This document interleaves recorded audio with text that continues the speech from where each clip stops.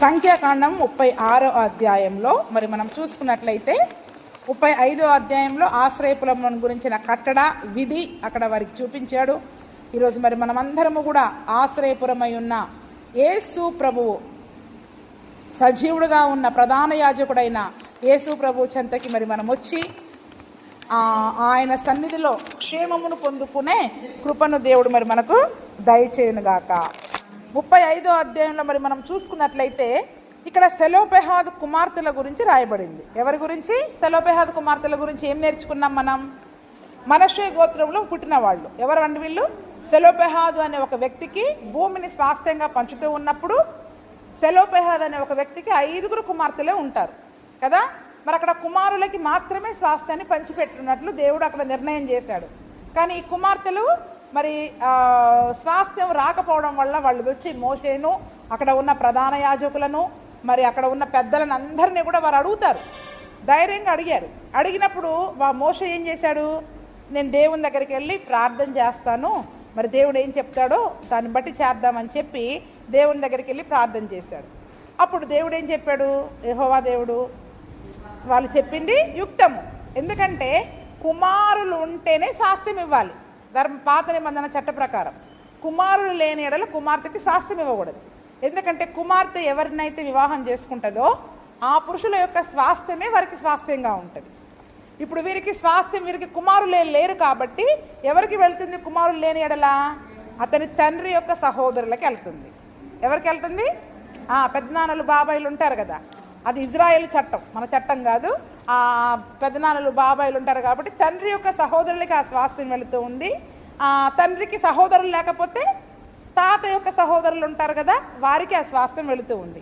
అయితే వీళ్ళు ఏం చేస్తారు? మా తండ్రి పేరు, ఈ స్వాస్థ్యం ఈరోజు మనం తీసుకోకపోతే తండ్రి యొక్క పేరు మాసిపోతుంది కాబట్టి తండ్రి పేరు ఆ రికార్డ్స్లో నుంచి మాసిపోనేలా అని చెప్పి తమ తండ్రి పేరు మాసిపోకుండా తమ తండ్రి పేరు మీద కూడా ఒక స్వాస్థ్యము ఉండునట్లుగా వీళ్ళు వెళ్ళి మోషేను, మరి అక్కడ అహరోనును ప్రధాన యాజకులు అడిగినప్పుడు మోషే ప్రార్థన చేస్తాడు. దేవుడు కూడా వాళ్ళు అడిగింది యుక్తము ఇవ్వండి అని చెప్తారు. అదే రీతిగా వారికి ఏం చేస్తారు చెప్పండి? అందరితో సమానముగా 5 కుమార్తెలకు కూడా ఇస్తారు. అది ఎప్పుడు వరకు? కుమారులు లేని ఎడల కుమార్తెలకు కూడా స్వాస్థ్యం ఇవ్వాలి. ఒకవేళ కుమారుడు ఉంటే కుమారునికి మాత్రమే వెళుతుంది ఆ స్వాస్థ్యం, కుమారునికి అతని పిల్లలకి మాత్రమే ఆ స్వాస్థ్యము వెళుతూ ఉంది. అయితే ఇప్పుడు 36వ అధ్యాయంకి వచ్చేసరికి వీళ్ళకి ఒక ఆలోచన వచ్చింది కదండి. మనకు కూడా వెంటనే రావు, తర్వాత సమస్యలు మొదలవుతూ ఉంటాయి. ఓకే రైట్ అని వెళ్ళిపోతాం ఇక్కడ వాక్యం వినగానే. ఆ పరిస్థితి వచ్చినప్పుడు అప్పుడు మనకి ఒక సమస్య ఎదురైనప్పుడు అప్పుడు మనకు అర్థమైంది. ఇప్పుడు కనానులోనికి వెళుతున్నారు, భూభాగాన్ని పంచారు, ఆశ్రయపురాలు ఇచ్చేస్తున్నారు. భూభాగాన్ని పంచిన తర్వాత ఇప్పుడు వీళ్ళందరికీ కూడా పెళ్ళిళ్ళు అవుతాయి. ఏం చెప్పండి? వీళ్ళందరికీ కూడా పెళ్ళిళ్ళు అయిపోతాయి. ఇప్పుడు వీరు ఎవరినైతే పెళ్లి చేసుకుంటారో, పెళ్లి చేసుకుంటే వీరికున్న స్వాస్థ్యం అంతా ఎవరికి వెళ్ళిపోద్ది చెప్పండి? వీళ్ళు ఏ గోత్రంలో వాళ్ళని చేసుకుంటే ఆ గోత్రం వాళ్ళకి వెళ్ళిపోద్ది. అంటే ఇప్పుడు వీళ్ళు మనష్షే గోత్రికులు. దేవుడు సమానంగా ఎవరెవరికి ఎంత స్వాస్థ్యం ఇవ్వాలో చీట్లు వేసి పంచాడు. చీట్లు వేసి పంచిన తర్వాత వీరు వేరే గోత్రంలో వాళ్ళని పెళ్లి చేసుకుని వెళ్ళిపోతే ఇప్పుడు ఈ మనష్షే గోత్రం యొక్క స్వాస్థ్యం ఏమైపోద్ది చెప్పండి? బయటికి వెళ్ళిపోతుంది, వేరే గోత్రం వాళ్ళకి వెళ్ళిపోద్ది, స్వాస్థ్యం తగ్గిపోద్ది. దేవుడు నియమించిన లెక్కంతా అక్కడ తప్పిపోద్ది. అలాగే మరి ప్రతిసారి ఆడపిల్లలకి వీళ్ళు స్వాస్థ్యం ఇస్తూ పోతే ఆ స్వాస్థ్యం వారు వేరే గోత్రంలో వాళ్ళకి పెళ్లి చేస్తే దేవుడు గోత్రాల చొప్పున అక్కడ దేవుడు ఒక లెక్క ప్రకారం కొలిచిచ్చాడు స్వాస్థ్యాన్ని. అదే స్వాస్థ్యమును వారు అనుభవిస్తూ ఉన్నారు ఇప్పుడు. అయితే వీళ్ళు మరి వేరే గోత్రం వాళ్ళని పెళ్లి చేసుకుంటే ఆస్తి అంతా అటు వెళ్ళిపోద్ది. అప్పుడు వాళ్ళ స్వాస్థ్యం పెరిగిపోద్ది, వీళ్ళ స్వాస్థ్యం తగ్గిపోద్ది, వీళ్ళ భూభాగం తగ్గిపోద్ది, వాళ్ళ స్వాస్థ్యము పెరిగిపోద్ది. ఈ డౌట్ వచ్చింది మనష్షేయులకి. ఏం చెప్పండి? మనష్షే గోత్రం వాళ్ళకి ఈ డౌట్ వచ్చింది. ఇప్పుడు మనష్షే గోత్రానికి ఇంత చీటీ వేశారు, కొలిసిచ్చారు. మరి ఇప్పుడు ఈ 5 పెళ్లి చేసుకొని పోతే పరిస్థితి ఏంటి? ఇది మొత్తం పోద్ది కదా అని మోషే దగ్గరికి వచ్చి అడిగారు. వాళ్ళు ఏం చెప్పారు చెప్పండి అని మరి మోషే దగ్గరికి వచ్చి పెద్దల దగ్గరికి వచ్చి మరి ఆ కుటుంబంలో యొక్క ప్రధానుల దగ్గరికి కూడా వచ్చి అదే సంగతిని అక్కడ అడుగుతారు. మరి దేవుడైతే ఆజ్ఞిచ్చాడండి, కానీ వీరు వేరే గోత్రంలో వాళ్ళకి పెళ్లి చేసుకొని పోతే కనుక మరి వీరికి చెప్పి వీరి ఆస్తి అంతా కూడా అటు వెళ్ళిపోతుంది. అప్పుడు దేవుడు కొలిచి ఇచ్చిన ప్రకారము మరి ఆ యొక్క స్వాస్థ్యము ఉండదు. ఇంకొకటి ఏంటంటే ఇజ్రాయేలు దేశంలో ఆస్తిని అమ్మడానికి వీల్లేదు. ఏం చెప్పండి? ఆస్తిని అమ్మడానికి వీల్లేదు. ఒకవేళ తాకట్టు పెట్టినా, అవసరం కొద్దీ తాకట్టు పెట్టిన పొలము కానీ, ఇల్లు కానీ, భూమి కానీ, ఆ విడుదల సంవత్సరం, సునాద సంవత్సరం అని ఉంటుంది కదా, మరి సునాద సంవత్సరం, జూబ్లీ సంవత్సరంలో అన్ని విడుదల పొందాల్సిందే. అంటే ఈ లోపు వీడు తాకట్టు కట్టాల్సిన డబ్బులు కట్టలేదనుకోండి, ఆ సంవత్సరం అదేమైపోతుంది, వీడి పొలాన్ని వీడు తెచ్చేసుకొని ఉంచుకోవడమే, వాడు మళ్ళీ పెట్టుకోవడానికి వీలు లేదు. కాబట్టి సునాద సంవత్సరం అనేది ఒక విడుదల సంవత్సరముగా ఉంది. కాబట్టి ఒకవేళ వీళ్ళు తాకట్టులో పెట్టినా అది వాళ్ళకే వెళుతూ ఉంది. కాబట్టి మరి ఎలాగా అని ఆ సంగతిని గురించి అక్కడ వారితో చెప్పినప్పుడు 6వ వచనంలో మోషే చెప్తూ ఉంటాడు. కరెక్టే, దేవుడు అయితే మరి ఇదే రీతిగా చెప్పాడు. ఇప్పుడు యోసేపు పుత్రులలో ఉన్న ఈ మనష్య గోత్రికులు చెప్పింది న్యాయమే. కాబట్టి సెలోపహాదు కుమార్తెలను గురించి సెలవిచ్చిన మాట ఏదనగా, వారు తమకు ఇష్టలైన వారిని పెళ్లి చేసుకోవచ్చు, కానీ వారి తమ తండ్రి గోత్రములోనే పెళ్లి చేసుకోవాలి. ఇజ్రాయేలుల స్వాస్థ్యము ఒక గోత్రములో నుండి వేరొక గోత్రంలోనికి వెళ్ళకూడదు. ఇజ్రాయేలులో ప్రతివాడు తన తన పితరుల గోత్ర స్వాస్థ్యమును హత్తుకొని ఉండాలి. అది ఎవరిచ్చిన స్వాస్థ్యం చెప్పండి? దేవుడిచ్చిన స్వాస్థ్యం. కాబట్టి ఖచ్చితంగా ఈ సెలోపెహాదు కుమార్తెలకు ఏం చెప్పారంటే, మీకు ఇష్టమైన వాళ్ళని పెళ్లి చేసుకోండి, కానీ మనష్షే గోత్రంలో వాళ్ళనే పెళ్లి చేసుకోవాలి. ఏ గోత్రంలో వాళ్ళని పెళ్లి చేసుకోవాలి? మనష్షే గోత్రంలో వాళ్ళని పెళ్లి చేసుకోవాలి. ఎందుకంటే వేరే గోత్రంలో వాళ్ళని పెళ్లి చేసుకుంటే ఈ స్వాస్థ్యం ఏమైపోతుంది చెప్పండి? వాళ్ళకి వెళ్ళిపోద్ది. కాబట్టి మీ స్వాస్థ్యం వారికి వెళ్ళిపోకుండా దేవుడు కొలిచి ఇచ్చిన ఆ స్వాస్థ్యాన్ని దేవుడు ఏదైతే మనకి ఇస్తాడో, ఒక స్వాస్థ్యముగా ఆస్తిగా మనకి ఇస్తాడో, దాన్ని హత్తుకొని ఉండాలంట, అందులో నిలిచి ఉండాలంట. ఏమంటున్నాడు చెప్పండి? అక్కడ మన స్వాస్థ్యాన్ని వేరొకరికి ఇవ్వడానికి లేదు, అమ్మడానికి లేదు, ఇంకొకరికి ఇవ్వడానికి లేదు. తమ పితరుల గోత్ర స్వాస్థ్యాన్ని తప్పకుండా హత్తుకొని ఉండాలి. వాళ్ళు చనిపోయినా వాళ్ళ పిల్లలు ఎప్పటికైనా, ఎన్ని సంవత్సరాలకైనా దాన్ని అమ్మే వీలు లేదండి ఇజ్రాయేల్ దేశము మరి చెదిరిపోయిన తర్వాత ఇప్పుడు గాజా అనే ప్రాంతము, అక్కడ వేరే వారు దాన్ని ఆక్రమించుకున్నారు. గాజా, ఆ మధ్యలో గాజాకి ఇజ్రాయేలులకి పెద్ద గొడవ అయిపోయింది. గాజాని మొత్తం ఏం చేశారు చెప్పండి? వాళ్ళు అందులో ఉన్న బిల్డింగ్స్ని, స్కూల్స్ని అన్నిటినీ పాడు చేసేసి నేలమట్టం చేశారు.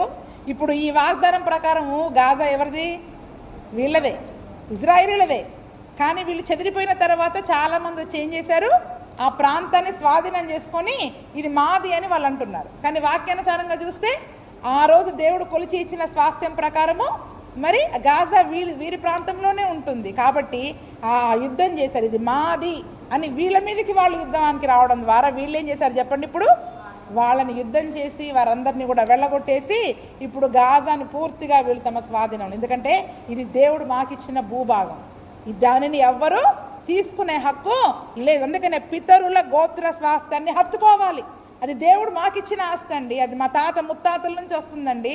ఇప్పుడు నువ్వు వచ్చి తీసుకుంటా అంటే ఎలాగా? వీలు లేదు. ఇదే సంగతిని మనం ఇంకో చోట చూసుకుంటాం. ఆహాబు రాజు నాబోతు ద్రాక్ష తోటని ఆశపడతాడు, అవునా? గోడ కానుకొని ఉంటుందని రాజుగారి ద్రాక్ష తోటని నాబోతు అనే ఒక వ్యక్తి యొక్క ద్రాక్ష తోట కావాలి అని అడిగినప్పుడు అతను ఏమంటాడు? ఇది నా పితరుల స్వాస్థ్యము, నేను దీనిని అమ్మడానికి వీలు లేదు. కాబట్టి వాక్యానుసారంగా అతను అమ్మనన్నాడు. కానీ ఏం చేశాడు?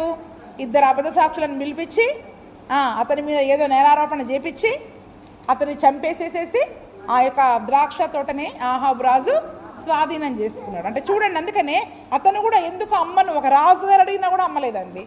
ఒక రాజుగారు అడిగినా కూడా ఏం చేశాడు? నువ్వు రాజు అయినా సరే, ఎవరివైనా సరే, ఇది దేవుడు నాకు ఇచ్చిన స్వాస్థ్యం. నా పితరునికి ఎవరిచ్చారు? ఇజ్రాయేలులకి దేవుడు ఆ భూమిని కొలిచిచ్చాడు. కాబట్టి మహోన్నతుడు వారికి ఏం చేశాడు? ఆ భూభాగాన్ని కొలిచిచ్చాడు, సరిహద్దులు గల పట్టణాన్ని ఇచ్చాడు. కాబట్టి ఆ స్వాస్థ్యాన్ని హత్తుకొని ఉండాలి. అంతేకాదు ఇజ్రాయేలులకు వారి పితరుల స్వాస్థ్యము కలుగునట్లు గోత్రములలో స్వాస్థ్యము గల ప్రతి కుమార్తె తండ్రి గోత్ర వంశములోనే పెళ్లి చేసుకోవాలి. ఎలా పెళ్లి చేసుకోవాలి? తండ్రి వైపు వాళ్ళని పెళ్లి చేసుకోవచ్చు, కానీ తల్లి వైపు వాళ్ళని చేసుకోవడానికి వీలు లేదు. కాబట్టి అది ఆ రోజు వారికి ఇచ్చిన కట్టడ, ఈరోజు మనకి కాదు అది కదండి. 9వ వచనం చూసుకుంటే స్వాస్థ్యం ఒక గోత్రం నుండి వేరొక గోత్రానికి వెళ్ళడానికి వీల్లేదు. ఇజ్రాయేలుల గోత్రములు వారి వారి స్వాస్థ్యములో నిలిచి ఉండాల్సిందే యెహోవా మోషేకు ఆజ్ఞాపించినట్లు సెలోపెహాదు కుమార్తెలు ఖచ్చితంగా చేశారు. వాళ్ళు తమ తండ్రి సహోదరులనే పెళ్లి చేసుకున్నారు. వారు యోసేపు కుమారులైన మనష్షేయులను పెళ్లి చేసుకున్నారు గనక స్వాస్థ్యము తండ్రి గోత్రములోనే నిలబడింది. యెరికో యొద్ద యోర్దానుకు సమీపమైన మోయాబు మైదానములో యెహోవా మోషే చేత ఇజ్రాయేలులకు ఆజ్ఞాపించిన విధులు ఆజ్ఞలు ఇవి. మోయాబు మైదానంలో నిలబడిన తర్వాత మోషే వీళ్ళందరికీ, ఎందుకంటే మోషే అవతలికి రాడు కాబట్టి అన్ని సూచనగానే ముందు చెప్పాడు. మరి మోషే చెప్పినట్టుగానే సెలోపెహాదు కుమార్తెలు కూడా ఏం చేశారండి, మనష్షే గోత్రంలో వాళ్ళనే పెళ్లి చేసుకున్నారు. ఇప్పట్లాగా నేను లవ్ చేశాను, నేను ప్రేమించాను, వాడితో నేను ఉండలేను, అసలు ఇప్పుడు గోత్రం లేదు, వంశం లేదు, ఏమీ లేదు కదండి. ఎవరికి నచ్చినట్టు వాళ్ళు వెళ్ళిపోతున్నారు, ఎవరికి నచ్చినట్టు వారు. ఎందుకంటే నేను ఈ మాట ఎందుకు చెప్తున్నానంటే, నిజంగా ఈరోజు దేవుడు మనందరికీ కూడా ఒక స్వాస్థ్యం ఇచ్చాడు. ఏంటి చెప్పండి?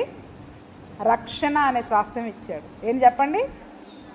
రక్షణ అనే స్వాస్థ్యం పొందిన మన కొరకు ఆ ఆస్తిని మనము కాపాడుకోవడానికి దేవుడు దేవదూతలను పరిచారకులుగా పంపించాడు మనకి. నేను రెఫరెన్స్లు చెప్పాలంటే మనకు టైం సరిపోదు, అందుకే నేను చెప్పేస్తాను. ఏం చెప్పండి? రక్షణ అనే స్వాస్థ్యం, ఒక ఆస్తి దేవుడు మనకి ఇచ్చాడు. రక్షణ అనేది దేవుడు మనకిచ్చిన ఆస్తి. కాబట్టి ఇప్పుడు ఆ ఆస్తిని కాపాడుకోవడానికి దేవుడు మనకి తోడుగా సహాయకులుగా ఎవరిని పంపిస్తున్నాడంట? పరిచారకులైన దేవదూతలను పంపించాడంట. ఎవరిని పంపించాడండి? పరిచారకులైన దేవదూతలను పంపించాడు. కాబట్టి స్వాస్థ్యములో నిలిచి ఉండాలి. రక్షణ దేవుడు మనకిచ్చిన ఆస్తి. ఏం చెప్పండి? రక్షణ అనేది దేవుడు మనకిచ్చిన ఆస్తి. కొత్త నియమం ఈ ఆస్తిని మనం ఏం చేయాలి?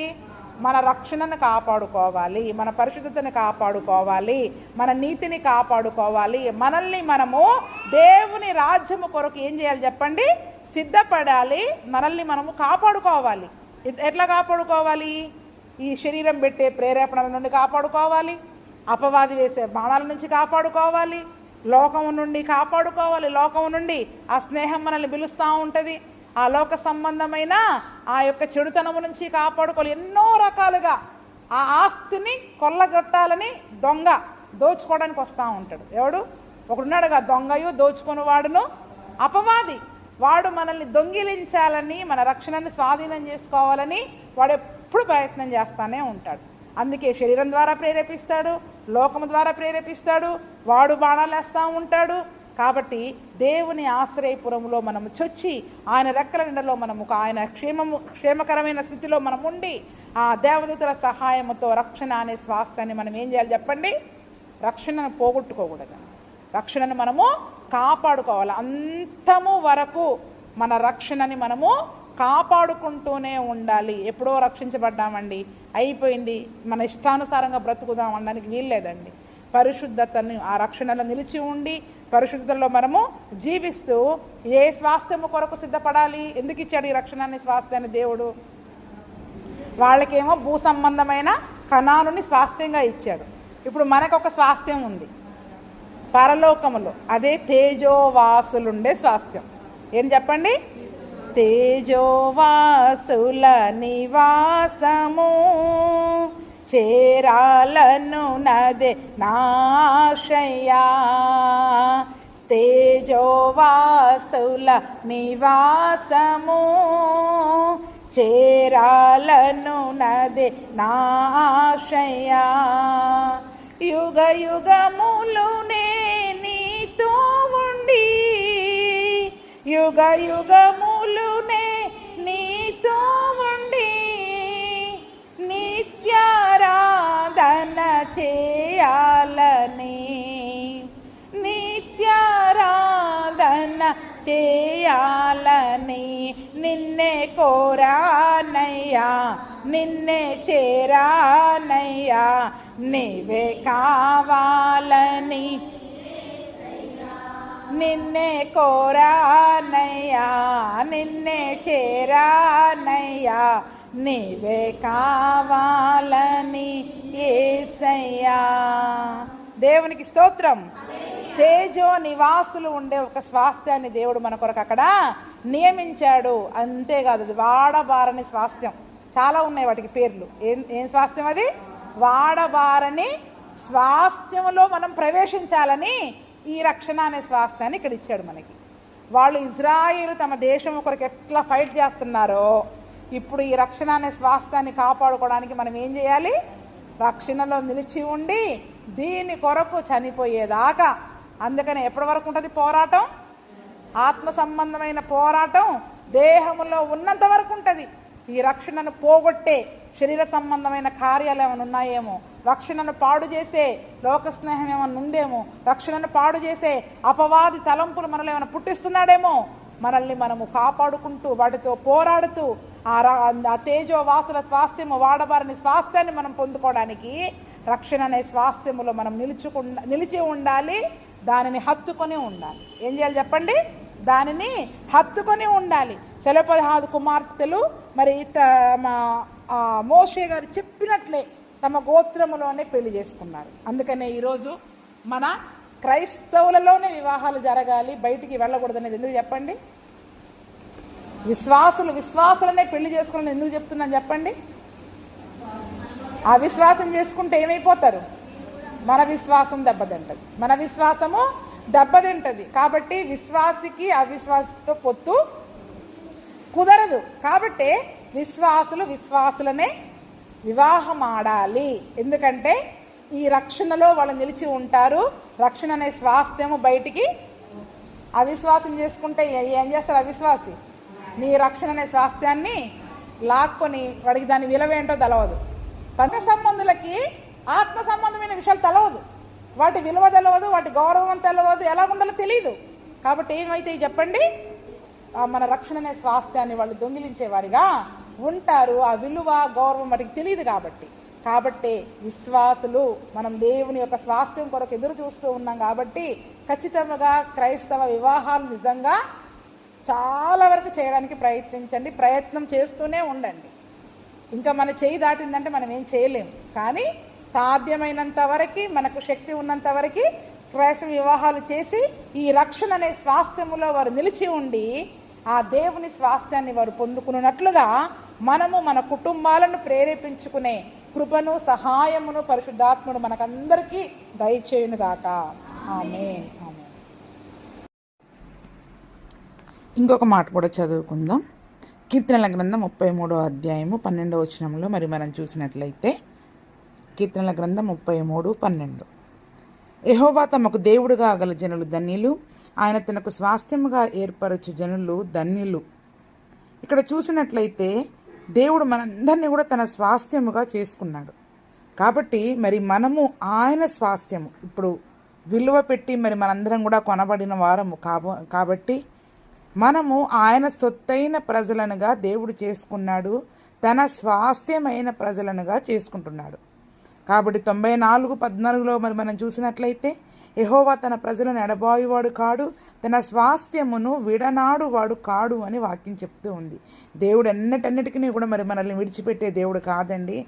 ఆయన మనల్ని తన ఆస్తిగా, ఒక స్వాస్థ్యంగా కూడా దేవుడు మరి మనల్ని కాపాడుతూ ఎల్లవేళలా మరి తన దూతలను మనకు పరిచారకులనుగా పంపిస్తూ ఉన్నాడు. కానీ మరి ఆయన విలువ పెట్టి కొనబడిన మరి మనము ఆయన స్వాస్థ్యములో నిలిచి ఉండేవారముగా ఉంటున్నామా, లేదా లోకమును ప్రేమించి, శరీరమును ప్రేమించి మరి ఆ లోకముతో స్నేహము చేస్తూ ఆ యొక్క రక్షణ అనే స్వాస్థ్యములో నిలిచి ఉండకుండా దేవుని సొత్తైన ప్రజగా, మరి ఆ విలువైన ఒక ఆస్తిగా మరి దేవుని కొరకు వాడబడవలసిన మరి మనము మరి ఈ లోకానుసారముగా జీవించే వారముగా ఉంటున్నామా?